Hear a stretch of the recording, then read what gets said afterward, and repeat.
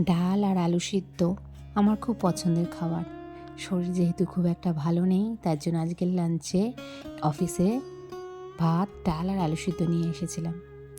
Tiffin করে যখন উপরে আসলাম, অনেক দিন ধরেই আমার এই গাছটার প্রতি নজর ছিল। কেউ একজন এই গাছটা একটা অনুষ্ঠানে পেয়েছিল, কিন্তু সে সেটা নিয়ে যায়নি, এখানে রেখে গিয়েছে। অনেক দিন ধরে আমি দেখছি কেউই নিয়ে যাচ্ছে না। শেষ পর্যন্ত আমার মনে হলো মনে হয় আমার সাথে আমার বাড়িতে যেতে চাইছে।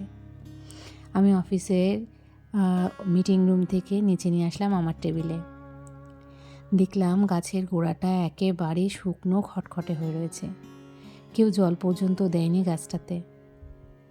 ওকে দেখে আমার এত খারাপ লাগলো, আমি একটু জল দিয়ে দিলাম। তারপরে বিকালবেলা বাড়িতে নিয়ে এসে ওকে রাখলাম আপাতত এখানে। দেখা যাক পরে কিছু করা যায় কিনা।